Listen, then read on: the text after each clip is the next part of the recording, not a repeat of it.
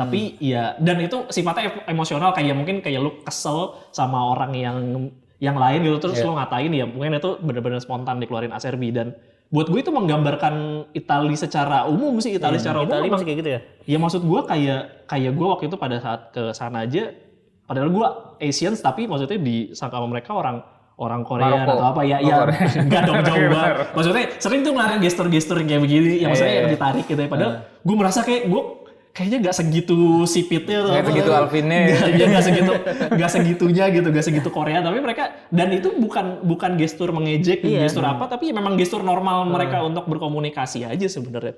Ya, tapi ya jadi isu yang lumayan kompleks. Jadi yang buat JJ itu ya semoga diselesaikan dengan baik lah apapun hasilnya. Gue juga nggak bisa melihat ini dari sudut pandang yang lain karena memang balik lagi buktinya terlalu sedikit.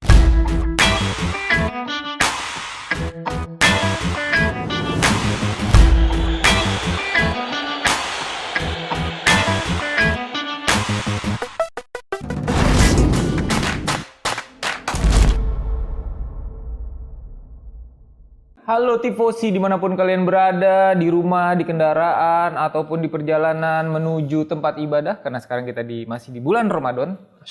Bertemu lagi di Pinball, opini football yang membahas sepak bola dunia khususnya Serie A. Kita kembali lagi, Serie A is back! Ini yang kalian tunggu-tunggu kan setelah kita bereforia, timnas menang, lalu kemudian ada juga segmen-segmen Piala Eropa kemarin. Kita kembali lagi membahas Serie A, liga kesayangan bapak-bapak. Ini kita numpang di rumah Pak RT masih ya. Iya. Pak RT-nya mana tapi? Iya. Pak RT-nya tadi katanya dia mau metik mangga. Ada mangga di depan rumah. Ini siapa nih? Yang jaga warung biasa nih. Ini adenya Pak RT ya?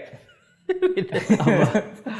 Nggak jelas semua, nggak jelas. Gila. Sebelum kita mulai, kita harus follow sponsor Pinball selama bulan Ramadan di DRX-Wear dan juga di @DRX-Sportnet, dan juga ada aplikasinya, tolong di-download teman-teman di DRX-Sportnet karena DRX adalah sebuah jersey apparel lokal yang mempunyai teknologi NFT di jersinya, jadi kita bisa scan dan juga masukkan di aplikasi, akan muncul data-data mengenai jersey kita untuk menghindari pemalsuan. Wih, keren sekali. Keren banget. Mantap kan. Nah, di sini juga ada link Saweria nih, ada lagi. Nanti juga yang kemarin ketika live timnas ya, akan kita bacakan. Jadi stay tune di sini. Kita bahas pertandingan pertama. Tim Lecce melawan Roma. Ini karena nggak ada Reza nih. Iya, kita dan nggak ada Bang Wai. Sambut Bang Romat. Oh bukan, sorry. Lupa Sherlock sih. Aduh, kok begitu? Lu Dirang gimana nih Lecce lawan Roma? Roma tuh terakhir menang kan ya? Menang tipis lah ya bisa dibilang. 1-0 kan ya terakhir ya? Roma seingat gue. Menang Ya, lawan Sassuolo. Dan menurut gue juga kemenangan yang lumayan susah sesuai dengan prediksi gue. Prediksi gue kan bilang bakal seri sebenarnya, atau kalau nggak salah bakal kesulitan lah, karena memang Sassuolo juga lagi nemuin formnya lagi mulai coba comeback lagi, bounce back biarpun tanpa Berardi. Tapi ya Lecce juga sebenarnya lagi lumayan oke, tapi ya balik lagi Romanya terlalu overpower sih buat gue ngelihat setelah DDR ya. Dan pemain-pemain yang dibawa di timnas terutama Pellegrini lagi on fire banget. Feeling gue bisa jadi pembeda juga, dan gue sih cukup yakin bakal bisa mainnya lumayan menyerang lagi, balik ke formasi awal dan bakal menang, kayak feeling gue 3-1 sih. 1-3 berarti. 1-3 ya, karena mainnya di Lecce. Iya. Kalau lu gua nggak tahu ini Roma pemain-pemainnya ada yang absen atau enggak ya? Karena biasanya habis jeda internasional kan ada beberapa pemain tuh. Misalnya contoh lah Dybala kan gitu ya. Kadang-kadang habis jeda internasional cedera. Nah ini kalau nggak ada sih, ini Roma bisa melibas Lecce dengan sangat mudah sih. Apalagi kemarin ya tadi nama-nama kayak Pellegrini, terus si El Shaarawy walaupun nggak dipanggil juga dia gacor di Roma. Jadi ini menang ya sama kayak lu nggak clean sheet tapi kayaknya 1-2. Iya. Gue setuju sama Aldi sih, skornya 1-2 gitu. Nah, pertandingan selanjutnya Rangga lagi nih. Atalanta melawan big match nih. Napoli. Salah satu big match lah, karena ada 2 kan ya, kayak big match di minggu ini Giornata berapa sih? 30 atau 30, betul. Karena di 30 ini yang menarik ada 2 hal. Yang pertama mungkin bakal banyak drama nih di pertandingan ini, lebih ke karena Juan Jesus, karena dari pengadilan kemarin kan kita sempat bahas ya di episode sebelumnya, karena itu kalau teman-teman aware itu kita episode-nya tag-nya kalau nggak salah sebelum hasil keputusan. Jadi kita masih menerka-nerka dan kita bilangnya kemungkinan dia bakal dapat hukuman. Tapi ternyata FIGC menilai bahwa buktinya terlalu kurang dan memang kan ketika itu terjadi, gestur itu terjadi tidak terlihat kamera dan yang posisinya tuh cuma berdua aja gitu yang aware itu karena dibilang pemain-pemain di sekitarnya juga nggak ada yang dengar. Jadi itu cuma ada. Jadi itu kalau itu yang tahu cuma dia sendiri sama Tuhan doang. Betul. Dia Tuhan dan Acerbi sebenarnya. Acerbi tahu. Ya, tapi yang jadi concern kan memang kenapa ini jadi dipermasalahkan jadi cukup panjang karena sebenarnya JJ itu udah nggak mempermasalahkan, tapi Acerbinya menolak untuk mengakui bahwa dia intention untuk melakukan aksi kata-kata yang berbau rasisme. Itu setelah direspon sama JJ yang gambar tangan ya. Betul. Dan JJ jadi kecewa banget setelah keputusan ini keluar. Beberapa ultras Napoli juga nyindir FIGC dan juga kemungkinan agennya JJ bakal bawa ini ke pengadilan. Buat gua ya ini bisa jadi rapor merah lagi buat FIGC bahwa penanganannya dia terhadap rasisme nggak sebaik di Inggris gitu. Kalau Spanyol sama aja lah, buat gue podo wae lah sama Spanyol aja. sama Italia orang-orang Spanyol sama Italia dan memang ya buat gue historical sih, Bang Bara, mungkin buat teman-teman yang nggak tahu, Europe itu memang cukup agak negatif ketika berbicara masalah orang-orang ras-ras lain karena memang apalagi mungkin spesifik di teman-teman yang berkulit hitam karena rata-rata mereka itu biasanya adalah pendatang ilegal. Nah itu ya memang mengganggu ekosistem di sana. Itu jadi ceritanya cukup panjang dan historical buat mereka. Buat kita sih nggak terlalu berasa ya. Tapi di sana itu memang historinya cukup panjang dan ya rata-rata African di sana memang ya kerjaannya kalau yang banyak kejadian yang gue lihat di sana memang ya sering kejadian kriminal startingnya dari sana. Itu gue bukan nuduh tapi memang berdasarkan histori. Bukan berarti orang Europe-nya lebih benar, nggak juga. Beda-bedanya juga orang gelap biasanya. Biasanya begitu.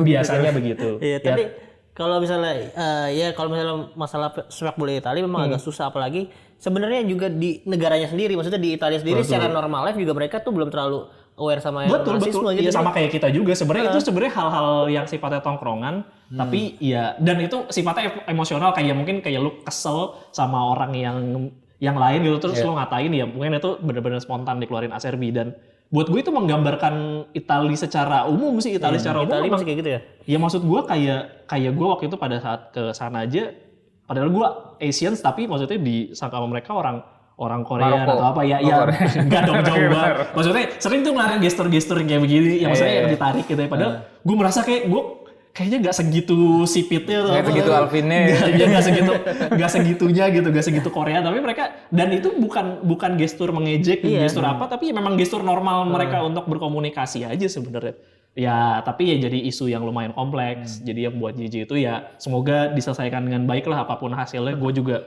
nggak bisa melihat ini dari sudut pandang yang lain karena memang balik lagi buktinya terlalu sedikit balik lagi ke kedua kemungkinan mereka bakal bikin baju yang kayak I Stand With JJ apalah itulah yang nggak jelas gitu lah. Tapi kalau sampai kayak gitu, gue ngeliat kayak kemarin dengan Osimhen seperti itu, terus sekarang JJ seperti ini, jadi kayak gimana sih Napoli jadi double standard. Betul. Memang agak aneh juga ya maksudnya sikap klub dan sikap ya yang lain-lain ya itu bodoh gue agak bingung sih. Tapi secara official emang Napolinya kayak enggak kan cuma dari pihak giginya doang kan? Enggak dari pihak Napoli cuma memberikan support aja tapi secara official klubnya nggak ada untuk ngebantuin dan karena itu mesti dari pemain memang gitu. Mungkin, balik ke match kemungkinan Atalanta bakal kehilangan 2 pemain ada Cup Miners dan juga CDK. Buat gue sebenarnya yang jadi vital sih memang Cup Miners karena Cup Miners yang bisa buat permainan jadi lebih fluid karena dia memang jadi gelandang yang cukup aktif tapi memang yang mesti diwaspadai ada satu pemain lagi Ederson buat gue juga Ederson atau Emerson sih Ederson juga di musim ini lumayan gacor lumayan kelihatan juga permainannya jadi buat gue bisa digantikan sama posisi dia kalau dari sisi depan pemain yang punya kapabilitas buat gue cukup banyak jadi nggak terlalu kehilangan karena beberapa kali juga kehilangan Scamacca kehilangan CDK juga mereka tetap bisa perform gitu. Jadi buat gue dan main di Atalanta kan ya atau main di Napoli. Oh di Napoli ya. Kemungkinan main di kandang Napoli bisa jadi kasih kesulitan karena Napoli juga setahu gue setiap lawan Atalanta tuh menangnya nggak pernah meyakinkan banget. Kayak pertandingan terakhir tuh 2-1 yang zamannya Mazzarri di musim sebelumnya itu juga back to back menang kayaknya cuma 1-0 sama 2-1. Jadi bukan tim yang buat Napoli jadi mudah untuk dikalahkan. Tapi gue berharap kalau bisa di pertandingan ini Napoli bisa all out dan kemungkinan pemainnya juga fit semua. Osimhen juga udah kembali berlatih juga karena kemarin sempat kecapean habis lawan Barcelona padahal ratingnya 5 ya. Jadi maksudnya main gak jelas aja kecapean gitu. Iya, terus Inter nggak main kan lawan Inter. Lawan Inter nggak main karena dia takut ngerusak statistik kan ya. Kalau dia main kan gak golin jadi bapuk ya. Jadi kayaknya dia lebih baik main lawan Atalanta. Itu sempat dibahas juga di beberapa media di Twitter. Osimhen lagi mencoba membuktikan diri dan menyelesaikan masalah dia tentang kebugaran dan lain-lain. Ya karena kan banyak gak main ya, tapi buatku kayak udah terlambat banget, udah jam rata 30 apa yang lo mau selesaikan. Ya kemungkinan kemarin keparat juga pas Euro. Kebetulan saya mengucapkan selamat untuk Georgia pertama kali lolos di Euro ya. Untuk pertama kalinya dan memang gue lihat sih memang golden generation-nya Georgia juga di tahun ini ada Mamardashvili, ada Kvaratskhelia, ada strikernya juga gue lupa yang main di Liga 2 Prancis, seingat gue di Bordeaux itu mereka lagi on fire banget. Kemarin Kvarat pada saat main di Euro sempat ditarik keluar menit 109 karena kayak kalau nggak salah ketarik. Tapi gue lihat sih terakhir udah joget-joget ya. Jadi harusnya udah sehat. Jadi seharusnya udah sehat. Gue berharap dari pertandingan ini mungkin menang 2-1 lah buat gue. Iya. Gue juga sih ngeliatnya ini ya Atalanta lagi pincang dan beberapa pertandingan terakhir juga kurang oke. Walaupun di awal-awal Januari, Februari itu ngegas banget tuh. Nggak pernah kalah. Sampai akhirnya kalah sama Inter. Dan ini posisi sekarang Napoli ada di bawah Atalanta, cuma beda 1 poin doang. Karena si Atalantanya kemarin nggak main kan, karena ditunda. Nah ini jadi pasti jadi motivasi lebih untuk Napoli bisa menang, apalagi di kandang dan bisa menyalip Atalanta ke posisi 6. Gue sih skornya 1-0 sih menurut Napoli. Merah tinggal lebih bagus soalnya. Iya, habis itu panjang. 70%. Jadi gue baru ingat automatic renewalnya adalah ketika dia bermain 70% dari total pertandingan yang bisa dimainin. Jadi udah diperpanjang sampai 2025. Semoga mainnya gacor kayak Politano. Dari gue juga 1-0 sih ini. Memang Atalanta sayang banget udah dapet nggak tanding tapi malah tetap cedera 2 orang kayak gitu. Jadi Napoli akan menang 1-0. Tapi BTW tadi ternyata di Roma si Dybala benar cedera, Asmun cedera juga. Terus Christensen kemungkinan sama Smalling juga, terus Pellegrini suspended. Jadi berarti yang kita omongin ya berarti berat juga dong. Tapi harusnya aman lah. Tadi mau diulang lagi? Enggak usah. Tetap masih ada Lukaku. Masih ada lah. Paredes dah. Tapi ada news juga mungkin gua sampein juga kemungkinan beberapa pemain pinjaman gak bakal diperpanjang dan bakal ada beberapa yang dilepas. Napoli apa bukan Roma. Rui Patricio dilepas, Houston gak bakal diperpanjang. Terus Renato Sanchez juga gak bakal dipermanenin. Kalau seingat gue ada 2 pemain lagi. Awar nggak dibahas, tapi kayaknya ada 2 pemain lagi yang kemungkinan kayaknya dia mau menghemat katanya kurang lebih 50 juta euro supaya kayak Rui Patricio kan bukan Lukaku berarti lo kan pinjaman juga. Kemungkinan bakal melanin Lukaku betul. Itu sih. Oke. Terima kasih teman-teman yang udah saweria ya, udah sumbang nih. Kita mau bicara apa pesan-pesannya nih ya, bacain coba di. Oke, ini pertama dari Hut. Ini kita pas lagi live timnas yang pertandingan pertama ya. Betul, yang menang 1-0. Pesannya ada semangat terus Indonesia, mudah-mudahan bisa ketemu Italia di Piala Dunia 2026. Amin. Terus kalahin Italia, Acerbi palanya dipukul sama Ragnar Oratmangun. Terima kasih Ragnar. Nah itu bahasan timnas udah ada di episode sebelumnya ya, kita bahas sama Pak RT di rumah Pak RT. Jadi ditonton juga. Next. Nah, terus ini dari rekan kita sendiri ya, dari Reja. Ada Reja. Dia pada saat dia sakit ya. Iya, saat dia sakit, dia sekarang juga masih sakit kabarnya. Iya. Otaknya dia belum sehat sampai sekarang. Dia bilang, "Aldi buka baju, sawerannya biar nambah." Wih, gemoy. Aldi dulu Reja. Dan pada akhirnya Aldi tidak buka baju dan komennya Reja tidak kita baca. Iya. Yang terakhir, ini saya membaca komentar saya sendiri. Jadi pada saat live itu ada orang yang aktif banget. Dan seingat gue setiap gue live atau kan memang kalau live kayaknya lebih banyak gue ya. Itu ada namanya Fajar Lawanggada. Itu si Alvin kenal tuh sama-sama orang Lawanggada. Orang Cirebon. Ngobrol tuh akhirnya di live kagak bahas bola. Malah bahas Cirebon tuh. Jadi yang gue komen adalah aku cinta Fajar Lawanggada. Love you Fajar. Terima kasih teman-teman. Terima kasih Rangga. Ini kayaknya sih memang teman kita semua ya. Iya. Oke, lanjutnya ini Grande Partita di match ke-30 yaitu Lazio akan melawan Juventus. Ini nggak ada si Bintang nggak ini ya nggak kirim video ya? Iya kayaknya nggak ngirim video lah, tapi ya mungkin gue masuk ke areanya Lazio karena Sarri kan baru aja Igor Tudor sekarang kan mengundurkan diri kemarin pada saat pertandingan menang 3-2 itu belum ada pelatih, masih asisten pelatih masih Val. Lalu sekarang jadi debutnya Igor Tudor. Jadi Igor Tudor tuh dia nggak pernah main di Lazio ya? Lazio. Oh Lazio ya? Enggak, Juve ya. Iya makanya dulu kan isunya Igor Tudor ke Napoli tapi dia nggak mau kontrak jangka pendek, akhirnya dia di kontrak jangka panjang sama Lazio. Oh dia langsung panjang? Langsung. Kayaknya dia sama Lotti itu ada perjanjian apapun yang kita tidak tahu ya. Jadi gue ngelihat dari 5 pertandingan terakhir juga sebenarnya Lazio lagi tren buruk, baru bisa bounce back pada saat lawan Frosinone.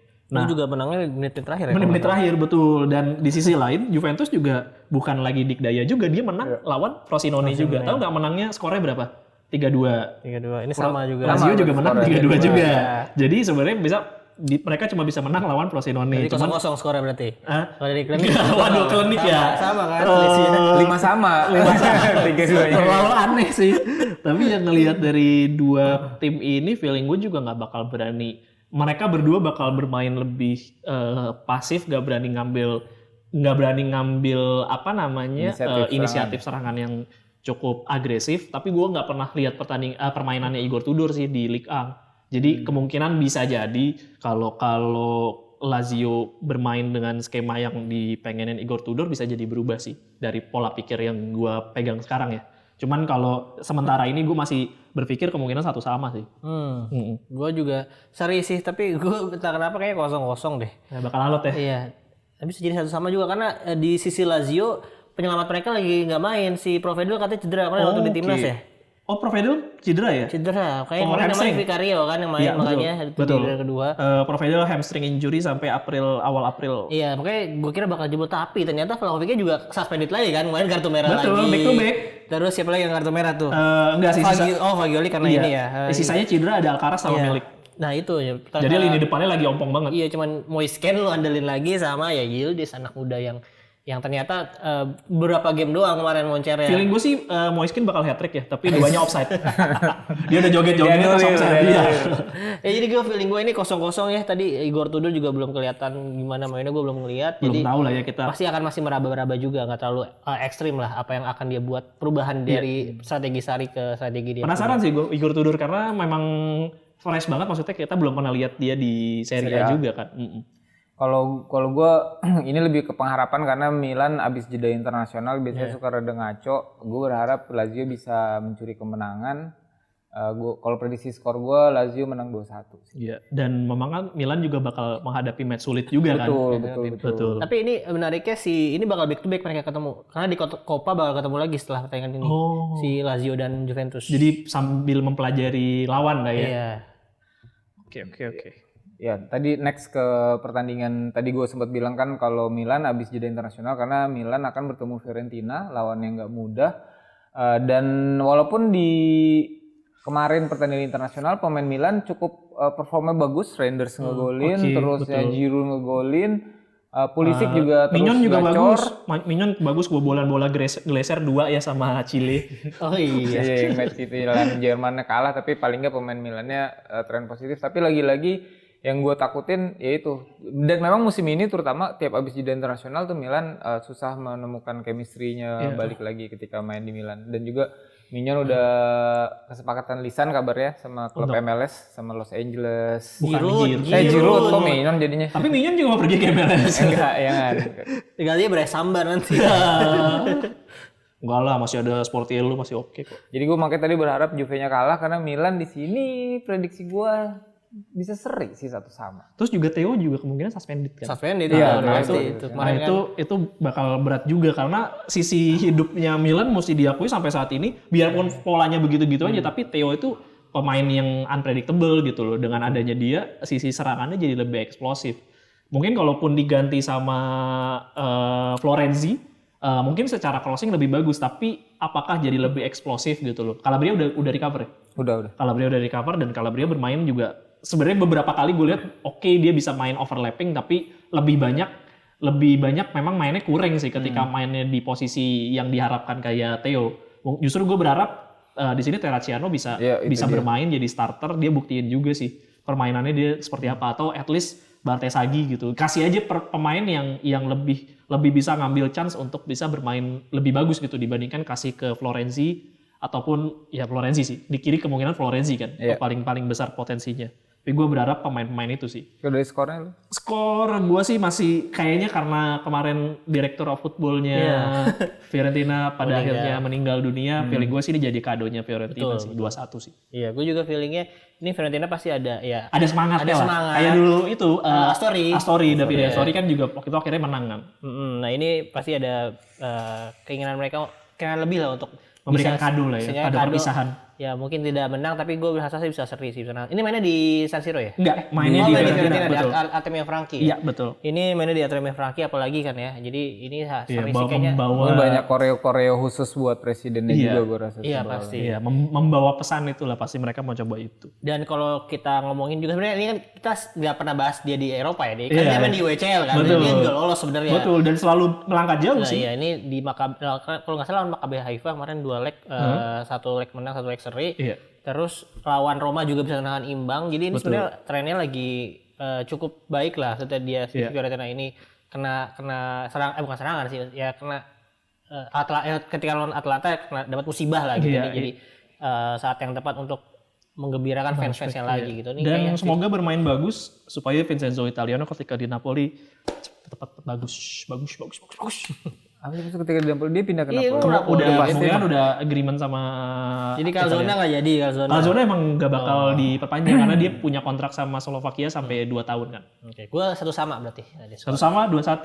1 sama. 1 sama. Oke. Nah, match terakhir yang kita bahas di episode kali ini yaitu adalah si bintang 2. Si bintang 2 Inter akan menjamu Empoli dengan Acerbi. Berarti boleh main langsung kan? Harusnya udah boleh langsung. Nah, silakan. Iya. Aldi. Ini jelas kemenangan yang sangat fans Inter, semua orang yang suka Inter pasti nanti-nanti ya, karena dari 2 dan kita juga menanti-nanti supaya yang nonton banyak lagi. Betul.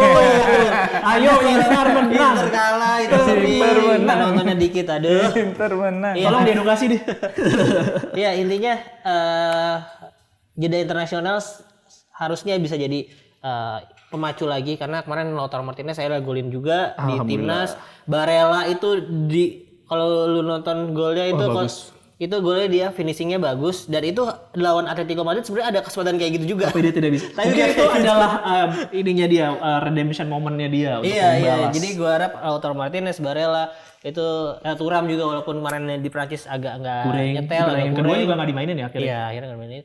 Ya bisa dapat vibes yang bagus lagi dari timnasnya masing-masing, dan besok main bisa kembali lagi seperti Inter yang biasa kita lihat di musim ini gitu. Jadi ya nggak perlu menang jauh-jauh sebenarnya, menang selisih 1 gol aja sebenarnya udah jadi pembangkit moral lagi setelah dua hasil negatif lah menurut gue. Lawan Napoli walaupun seri menurut gue seri yang nggak layak itu, rasa kalah betul. Terus ya intinya Sommer kemarin kan cedera sampai tengah April katanya. Iya, kakinya bengkak, cuman ya sebenarnya ada yang bilang kemarin di beberapa media dia bisa main, cuman kayaknya Inzaghi pasti nggak mau memaksakan itu. Resikonya lebih besar soalnya. Iya, kan Inter juga masih punya Emil lah sekarang. Bukan Radu lah sekarang sih intinya. Iya, Kang Emil masih oke lah. Biarpun tidak meyakinkan, tapi oke lah, penyelamatan ini masih bisa dipegang gitu loh. Dibandingkan Radu lah. Aduh iya nih, Mulyadi nih. Jayadi aja udah golin loh di timnas kita. Mulyadi nggak mau ikut juga, Mulyadi. Nah, mungkin dia terpikir ya nanti ya. Soalnya tapi berat, lawannya udah si ini siapa namanya? Margono. Margono. Ayo Mulyadi sama Margono. Coba lo adu dah tuh. Iya, dan ya tadi masalah Acerbi, ya ini untung juga akhirnya kalau misalnya Acerbi nggak boleh main, Inter nggak punya back tengah nih.